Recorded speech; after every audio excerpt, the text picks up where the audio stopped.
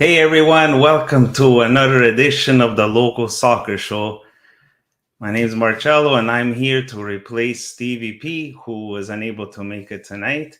And we have a very special guest from Soccer Quebec, the GM, Mathieu Chamberland, who will be interviewed by our friends at the Ballers Round Montreal, Hadi and Sam.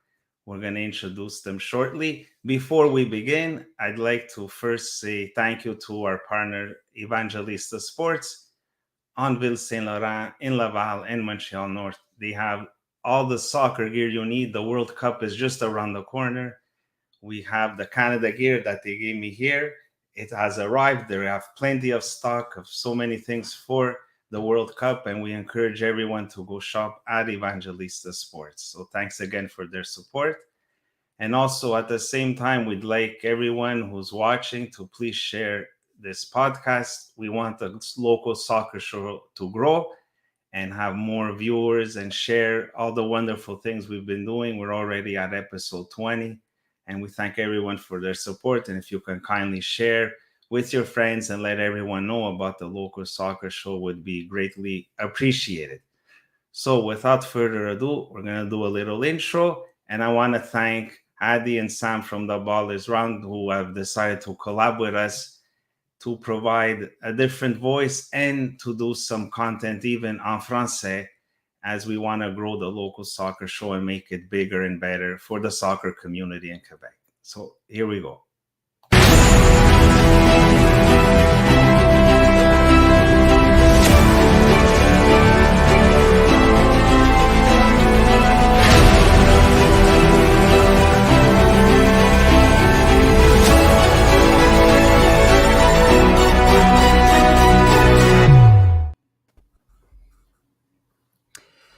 Hi everyone, thank you for joining. I'm Samuel Savy from the Ballers Round. I'm joined by my friend Hadi Raphael and Mathieu Chamberland, GM of Soccer Quebec. How are you, Mathieu? Good, thank you. And you? I'm very good. Thanks for accepting the invitation. So Mathieu, I guess we'll start by, just an introduction, because you're now in the big spot at Soccer Quebec. But I'm sure people want to know what brought you there. When you started playing soccer as a kid, I remember you from your refereeing days because we crossed paths when you were refereeing Quebec. And now your role as general manager at Soccer Quebec. So what's up with all of that? So my love story with soccer started when I was maybe 4 or 5 years old. So I grew up in the south shore of Quebec City, so in Saint Nicolas. So I grew up. I played soccer when I was 5 years old. I was not a very good player, so in a couple of years I play on the recreation level, other on competition level, depend of the year. So I play through my 18 years old. But at 15 years old, I start refereeing and coaching.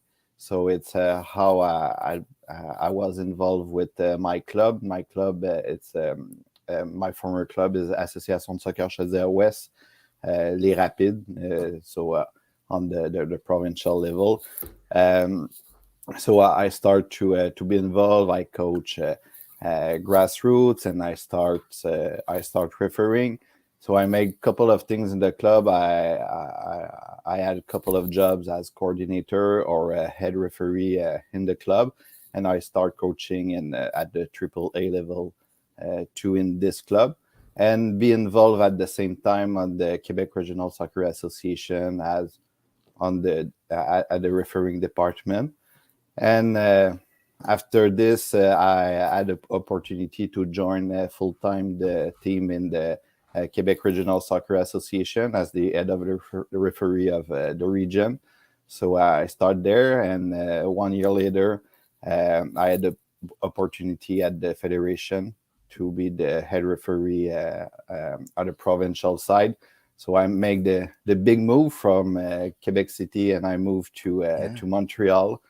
So I joined the federation in 2014. So when I build the refereeing program, work with the referees on the provincial and national scene in Quebec. And in 2018, the president, and is still the president, Pierre Marchand, approached me to be the general manager in Soccer Quebec. So I go through the interview with the board, and so they trust me to just lead the federation at this level. So since 2018, so I'm at this position right now. Perfect. Now, a couple of years ago, now you're in that position at Soccer Quebec, of course, but a couple of years ago, a bit more maybe, there was a new program that was introduced with the Canada Soccer Club, a licensing program on a federal level, and also there was the CDC, Centre Développement du Club. So give us a bit your thoughts about the whole situation, about those two programs that are implemented. How are they going? How are they developing? And sure, at that time in 2018, we questioning about the reform. It was implemented in 2007. So we see the team perform, but we questioning about the club structure, and the Canada Soccer implement the club licensing program. Yeah. And we say, okay, maybe it's the next step to professionalize our organization. And when I say professionalize, it's to help them to add a certain standards on the field and off the field. So in Soccer Quebec, we just jump into this program. We firmly believe that's gonna, and that helps our organization to have standards, as I say, on the field, on the technical standard, but to on the infrastructure, governance, administration, all those kind of things, to help the organization to grow the game in their community.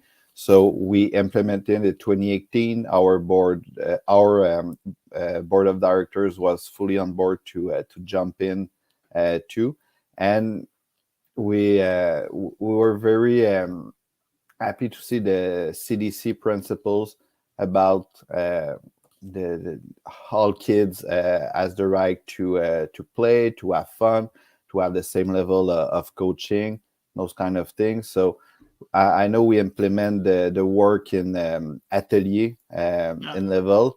We try it, but the CDC just formalized that kind of work with the U12 players and younger. So it was just normal for us to go and implement it to the club licensing program. Perfect. Now, of course, as a Soccer for Quebec president right now, I'm sure the association have a goal in mind.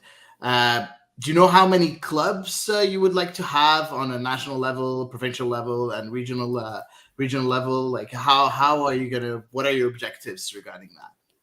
Honestly, I will be very direct. I don't care what's the level they are. Okay. What I want is 100% clubs who are licensed in Quebec, and I talked to to a lot of clubs, and they said, "Oh, it's very hard to be example at the national level."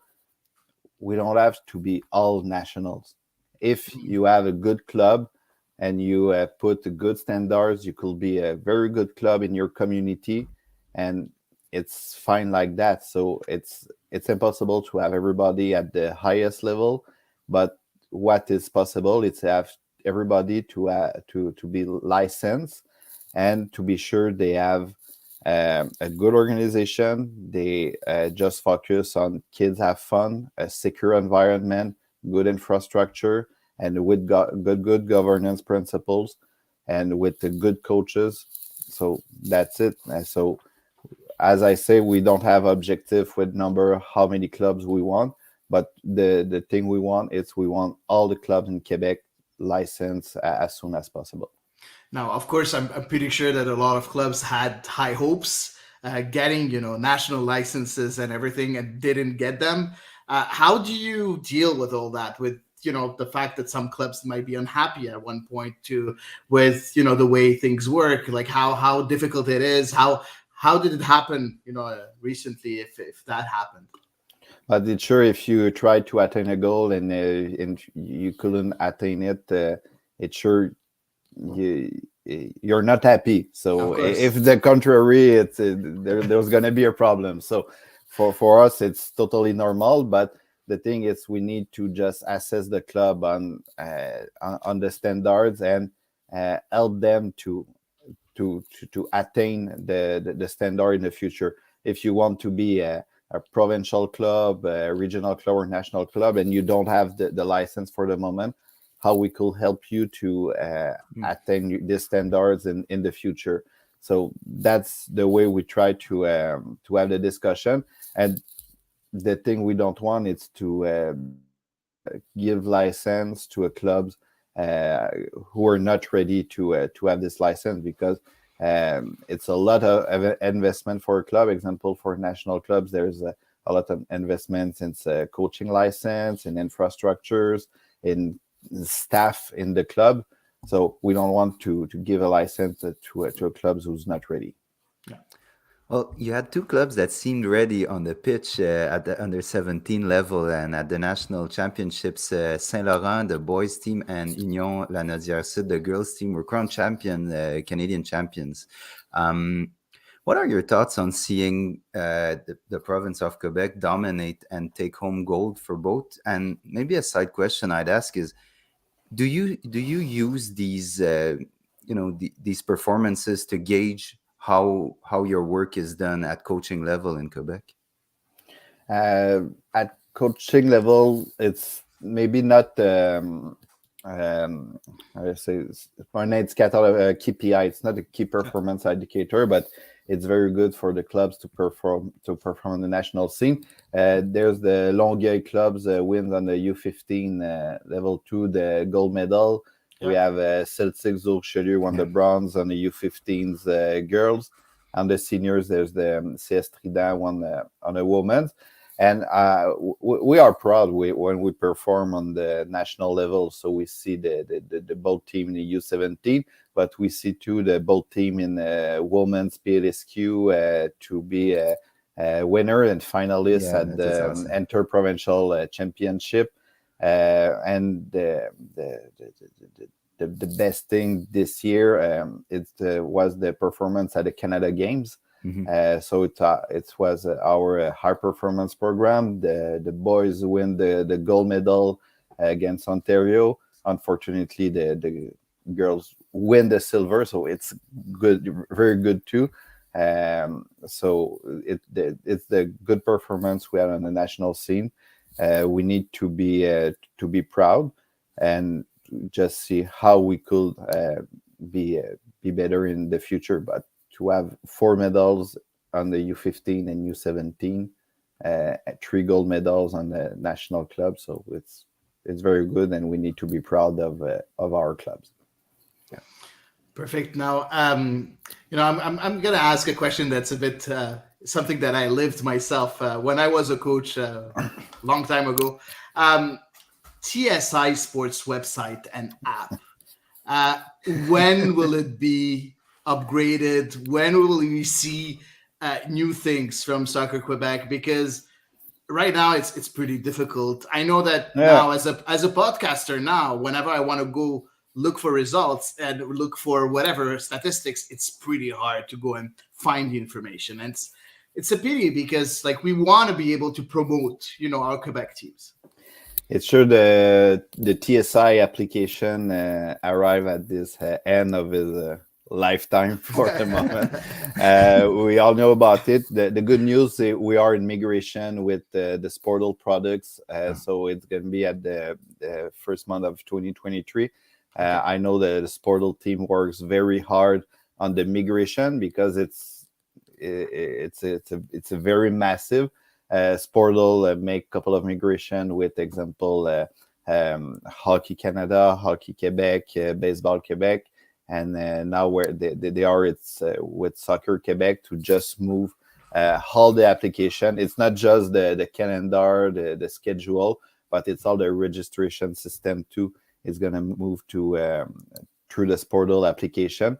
So we are in the middle of the migration right now, and it's going to be applicable at the beginning of 2023 for the pleasure of all our members and to you, Adi. Perfect. And if you like, is it going to be the same also? Because I know that you worked also on the new website of PLSQ, of course. Is it going to be the same? Are we going to be able to see a bit more, clearly, the results and then the statistics, maybe advanced stats or something? Are we going to see anything different regarding that, or not really? It's just going to be TSI for now. It's not just going to be TSI for now. It's a big piece for us because it's all the leagues in Quebec. PLSQ, I know it's the most showcase league, but for the moment, and we'll see with our partner because now we're part of League One Canada.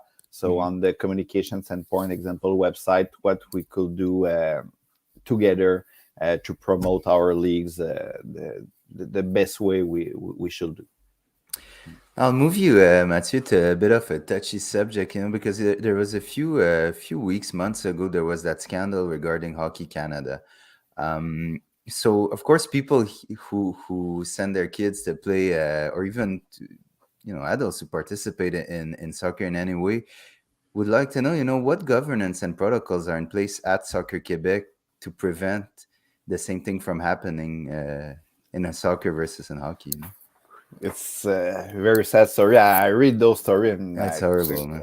Yeah, how it could happen in organizations. So to respond to our question, I don't know how it could happen in Soccer Quebec, because the first answer I'll give it to you. We have very good people around the table as a member of the board of director. That's the first thing, but we implement a governance code product by our sports ministry. So we need to apply it. We are reliable to our membership.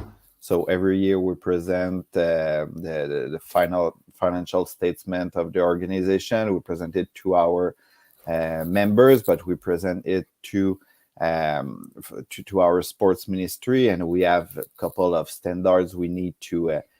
Example, we could have tons of money in our bank account. So because the sports ministry just will stop to give us subvention for the future. So so I say and we have a couple of committee in place. So we have a audit committee, we have a governance and ethics committee to see what's happened in the federation, what's our process internally, externally. It's a couple of things we add internally, but I assure you, I don't know how it could happen in Soccer Quebec. In a lot of sports federation in Quebec, it's hard to go very deep as Canada Soccer go through in the last year. Interesting. Thank you. Thank you very much. It's always a sad story to talk about this, and really, man. Hopefully we'll never see it in our sport, right, in soccer, because we do cover that sport here. Now, of course, when you register to play soccer, you have affiliation fees that are going to Canada Soccer, to Soccer Quebec, and also affiliation fees that are going to the region and club. Of course, it depends. It can change from one club to another, from a region to another, and that's completely normal. What are the fees for Soccer Quebec used for exactly? Like, is there a specific breakdown? Is there how do you use those fees? Yeah, we receive $6.61 by member in Soccer Quebec. That represents 20% of our revenue in Soccer Quebec, the membership fees. We have other revenue come from subvention, sponsorships, all those kind of things, or the competition we run. So it's, as I said, the membership, it's 20% for us. What it served when we received the 6 and 61, it's to govern the game, develop the game, and promote the game. And govern the game, there's an insurance fee for all the players in Quebec. So if you're injured or you need to take an ambulance, there's something to cover a couple of charge with this. We put the rules and the regulation, the disciplines, all those kind of things. On the development side, sure, we have all the workshop for coaches, referees. We have a couple of programs. We don't charge examples coaches. We don't charge referees for that. We take it from it. And all our high performance program, example, we made a lot of detection on U13, U15, U14 years old with the help of the Regional Soccer Association. We make the Équipe du Québec. We make a camp around this. And to develop, to promote the game, it's all you see on our social media. It's when we make video to promote something, or when we make a guide example to explain what's the CDC, what is the club licensing program. It's that what the money serve to, as I said, to govern, develop, and promote the game in Quebec. And do you have some sort of amount that you keep just in case you have legal fees that you have to pay? We just talk about what happened with Hockey Canada there. God forbid it happens with Soccer Quebec. But do you have something, a part of these funds that could be used for legal fees too, in case something like that happens? We don't put in our budget something for legal fees. It's sure we need, example, couple of legal advice when the year advance. So we have this portion too that is quite normal. We have a reserve because it's healthy to have a reserve. Example, when the COVID hits, we were happy to manage our finance properly in the last year. So it's the finance at Soccer Quebec are healthy, and it's sure we don't have a break even all the years. We just have healthy finance, but we don't have hidden pots for those kind of events. I understand. Now, tell me something. Of course, there is Canada right now. The Canadian national team's really getting a lot of exposure right now, and achieving what they're achieving, reaching new heights and everything. Does it somewhere give you a bit more influence on sponsors? Do you see more offers? Do you see more interest in the sport just because of what's happening on a national level, even if it's Canada Soccer? Of course, it's not Soccer Quebec, but still, do you see anything from all that, from that success? Are you gaining something? Yeah, absolutely, and that helps. And when we're gonna arrive at the World Cup, it's sure everybody talks about it, and we see the player were selected tomorrow. A lot of people talk around this, but it's sure when the World Cup is gonna arrive, yes, maybe a couple of sponsorship want to invest in soccer, and it's what we want. So the success of Canada in the men's side and on the women's side too helps very much our work to, as I said, one of our goals is to promote the game, so that help us a lot to promote, yes, and to have maybe some sponsor, but to have more kids play the beautiful game. Okay. Now, are they? Do you see any? Do you have any discussions with maybe some players that plays with the national team? Either the women's side or the men's side, to come and sometimes do some workshops around the federation, or around Soccer Quebec, that could maybe help some young kids to even get more attached to that sport and continuing on developing and promoting that sport, or that's not something that you do with individuals like soccer players, professional soccer players?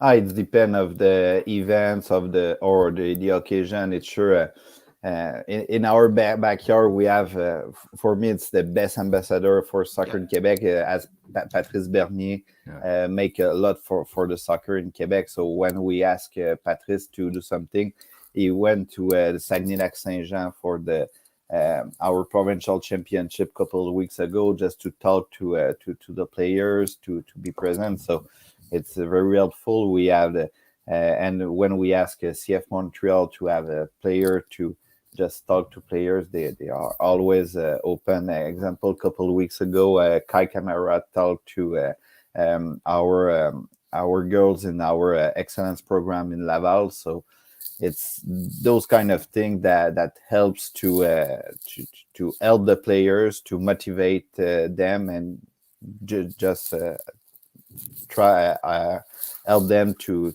work for the next level. So it kind of brings us to a question from one of our listeners, Mathieu, who asks us, he wanted to know how you felt as GM of Soccer Quebec, the collaboration with CF Montreal was going. Like, is there some things that you would like to see the club more involved? Are you satisfied overall at how the club is working with you guys at Soccer Quebec? I think it's a both ways relationship. The thing is, when I arrive in this position, that I ask my team. So each CF Montreal's game, we need to pose a score to talk about the games before and after the game. So it's no, it's not a question. We just talk about the CF Montreal. And the CF Montreal, when some things happen in Soccer Quebec, so I know they are always there to have the discussion, and we have a couple of discussion with them, so how we could collaborate. So maybe a lot of years ago, we work on our side, they work on our side, and everybody did their business at that time. But now, if we want to, example, implement a program or something like that, we just talk to each other to see how we could bring more values to the program. Example, CF Montreal last summer wants to organize activities to promote women's soccer. So we just proposed them to make an all-stars game with the girls who play in the Quebec games. Yeah. So it was a big event for these little girls. And when we talk about motivation, aspire to go to the next level, so it's that kind of events, those that just put stars in the eyes of these young ladies. So it was nice. And if we just did Soccer Quebec, the event could be good. But when CF Montreal jump in, make this event, it's Saputo Stadium with all the jerseys, so it's not just a good event, it's a wonderful event for all the soccer community. And I'm pretty sure the U13 girls, they're gonna play U14 the Jeux du Québec next year. They already talk about it, how I could be select for this event to play in the Saputo Stadium. So it's those kind of things we talk to CF Montreal just to grow the game and promote it the proper way. It's funny you talk about the relationship with CF Montreal. They just joined the U23, joined the PLSQ this year. So far, how do you rate the inclusion of CF Montreal to the PLSQ? Very good. And I talked to Marinos a couple weeks ago. They were happy with what happened in PLSQ. I think the level was good for them. They enjoyed their experience, so we want them back in the next year. So no, I think the experience was positive. And when the CF Montreal go in a harder city to play, it's sure a couple of people are curious to see the next player of CF Montreal. So no, it's a win-win situation for the league, for I think CF Montreal, and it's a good way to do things and to collaborate together. Perfect. I'll bring you back a bit to Grassroots, Mathieu, because there's we live in Quebec, right? So there's almost 6 months of winter, and a lot of people have the feeling that there's lacking a bit of infrastructures to play soccer in the winter. Just the impact of Catalonia Soccerplex closing, forcing some people from the West Island of Montreal to go to Châteauguay to play to play soccer. So, is there anything done by Soccer Quebec to get that fixed? Is there, help given? Like, what's the position of Soccer Quebec with all of that? And by the way, I was really sad when Catalonia closed, because Yeah. that was And some I think it was the monumental. first one in Quebec. Wasn't it Saint-Jean-sur-Richelieu, or it was Catalonia? Maybe. Yeah, I it was think one you're of right. these two, but Yeah, it was like a monument, this place. absolutely. No, it's very sad. And I had a couple of conversation with Georges Tissot, the general manager of Soccer Lac Saint Louis. It's a sad situation for them, for their members. So they have, it's the third biggest region in membership, and they need facilities. If you see example in Quebec City, same kind of membership. They have, I think, five stadium in Lac Saint Louis, but we are aware that the situation, there's not enough soccer stadium in this area. But our role is to just support the regional soccer association, the club around there.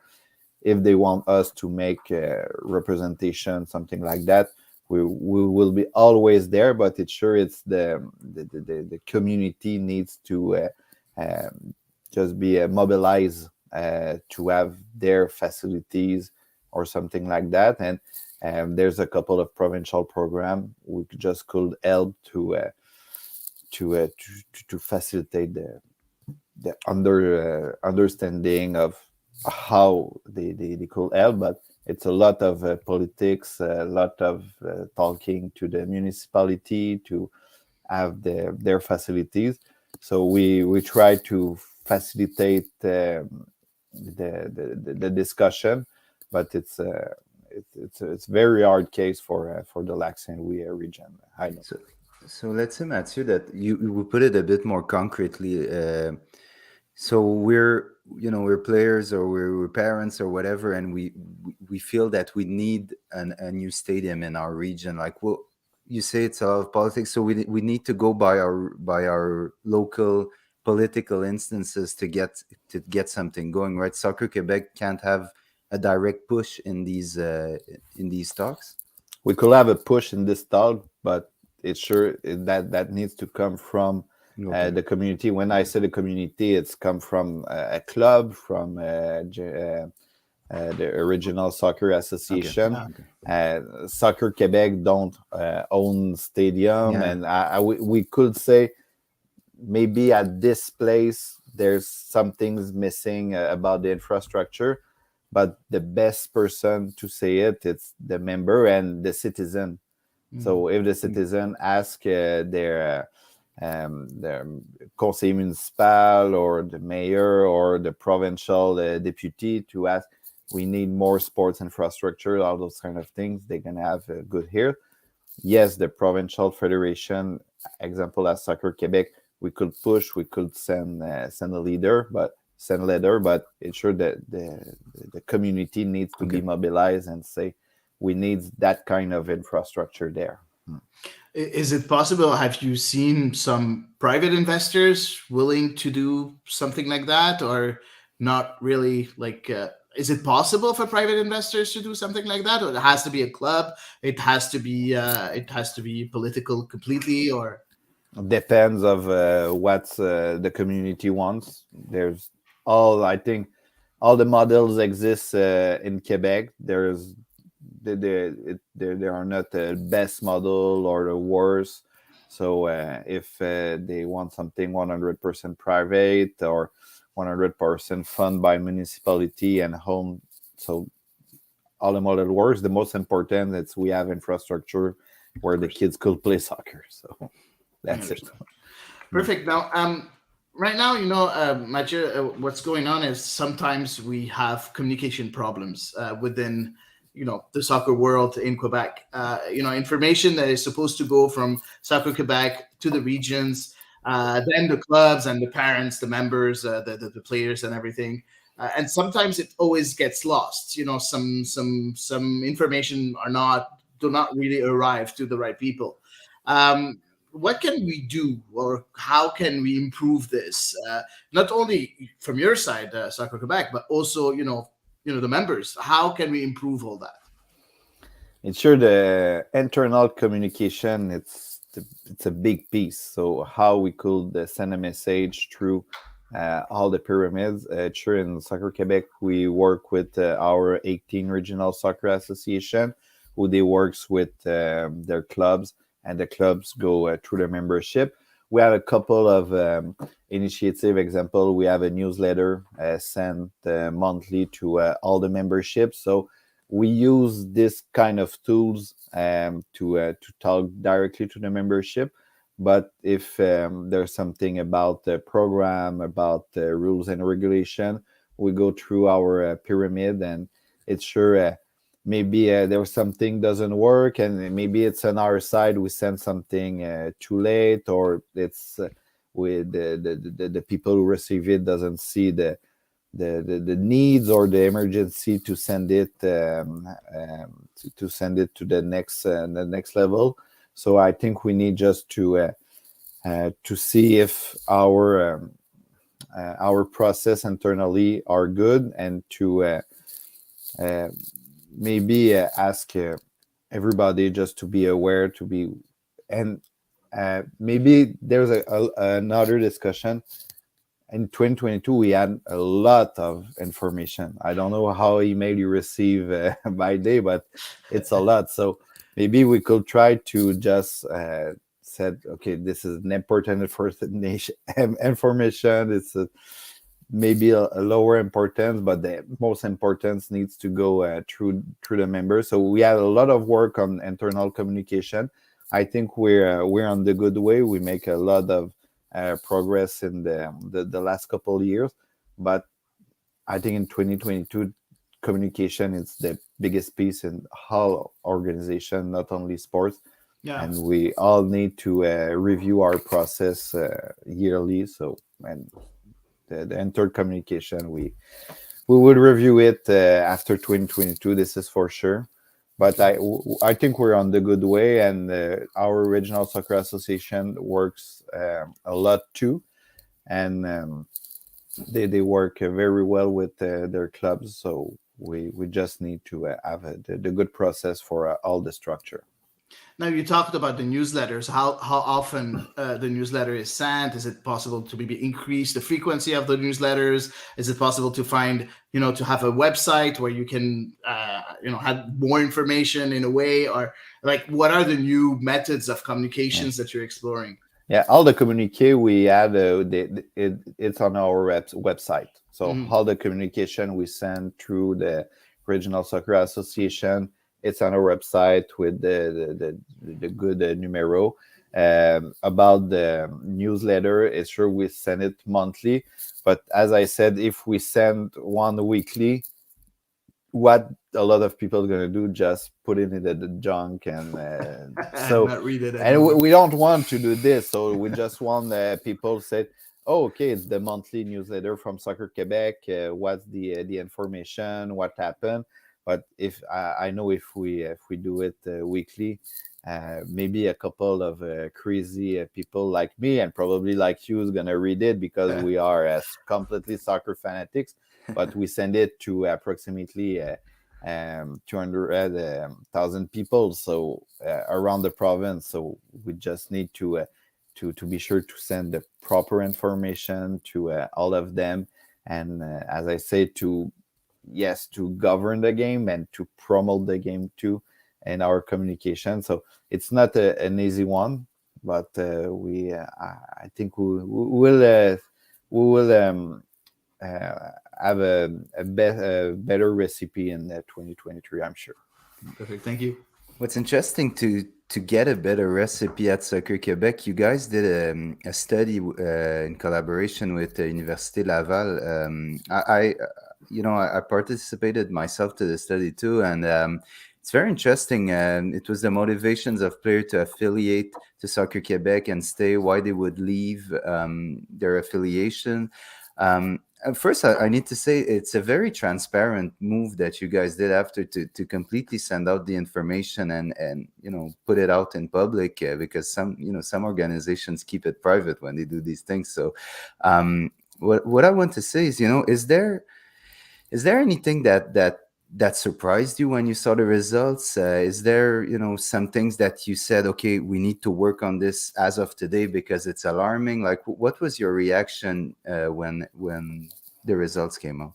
There were no surprises at all. Okay. So, and I think the main thing is sometimes we try to complicate our life and where we're on our soccer field. So what's the priority? It's to have fun. Mm-hmm. So it's what the studies say. If people quit soccer, it's because he has no fun.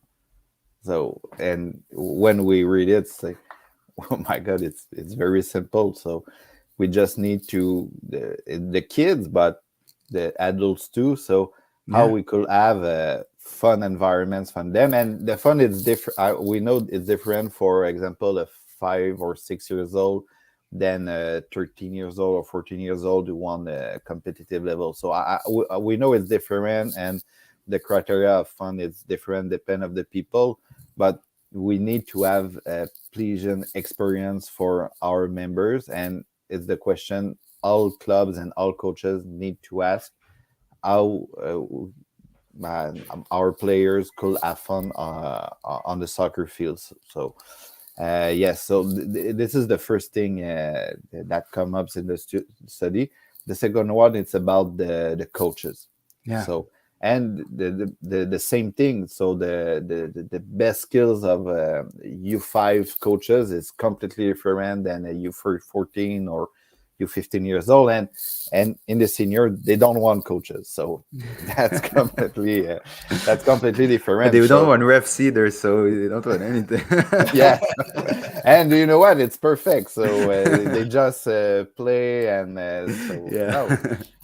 So and how we could work with our volunteers coach, with our coaches, they want more to be, yes, more certified, but more helpful for the player on the field. And it's not all about the technical abilities, it's about the human abilities too. So I know we implement from 2 years respect in sport. So how you could be a good leader, so for the kids you had in your team. So it's those kind of things we need to implement. So it's two big acts, so to have fun and to have better coaches. And when I say better coaches, it's not only on the technical side, but it's on the human side too, and to just have fun on the soccer fields. So that's interesting because I'm looking at it right now, and like you said, it's exactly that. From 0 to 45 years old, the first reason, in fact, that people would stop playing soccer is that they don't have fun anymore. But from 18 to 45, the scheduling you can Yeah. understand because people start having jobs, and usually when you as older as you get, you're starting to play really later at night, sometimes at 9:30 p.m. But I found it interesting that from 0 to 17, the second part was the quality of the coaching, and what can be done really in a short period of time to make that better, because I think one goes with the other. If the kids are well coached at that age, they will have more fun too, and thus they'll do the two things at the same time, as it won't be a problem anymore. So what can you guys at Soccer Quebec do? Because I think it has been a problem for a while, coaching at younger level. We have a very good coach, education manager in Soccer Quebec, is Montserrat Flores Masso. And she works on a lot of projects, but on the coaching, as I said, the coaches need to pass their license, so this for the technical side. But on the human aspects, I think it's the most important part of soccer, and we need to work with our coaches, how they implement a good environment for player, how they could have fun, how the players meet their objective during the season, how they communicate, how they solve conflicts in the team. So it's all those kind of things. I know, and as how I said, it's hard for people to manage all those kind of things. So coach is not an easy job, No, it's but not. so which kind of tools we could give them to just help them to have to implement a good environment for the kids. And I don't talk about the player safety. It's a big piece too. So what behavior we don't want from our Yeah. coaches. Okay. So Right. example, in 8-9 years old, we don't want coaches who cut the bench and Oh yeah. all those kind of things. Yeah, But we've seen that. unfortunately, each year we see Yeah. those kind of behavior. But we just need to have a conversation with the coaches that start with the technical directors Yes. of each clubs, and to put in place the good philosophy for each categories. Okay, another touchy subject for you, Mathieu. Whenever I talk with my friends that are not soccer lovers, I tell them and I try to explain why soccer is very popular. It's because you don't need much to play soccer. You just need some kind of a ball. You can make a ball in a way and just play soccer, right?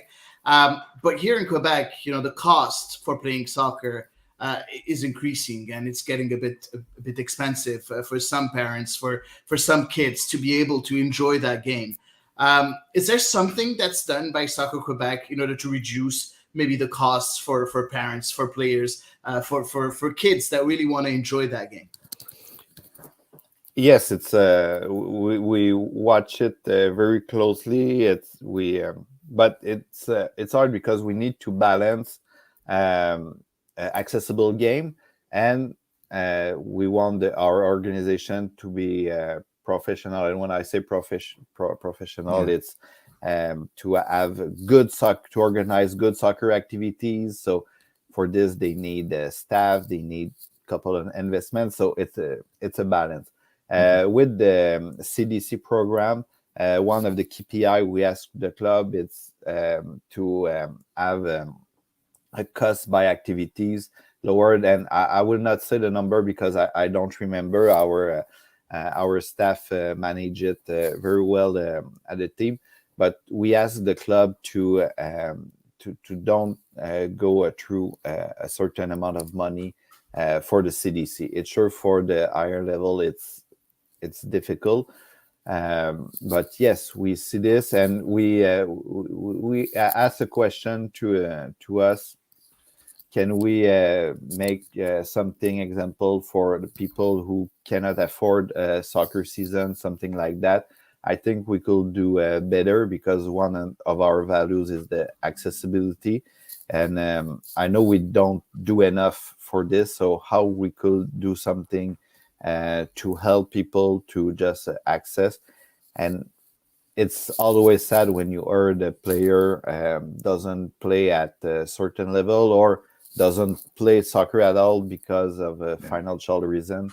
So it's sad to her, and we need to just how we could just raise down these barriers for the future,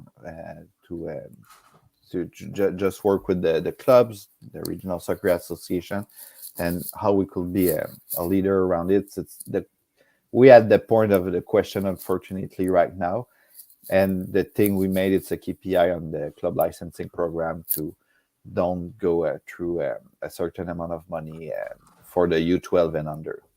Okay, and I have just two other questions that are a bit similar regarding that same issue.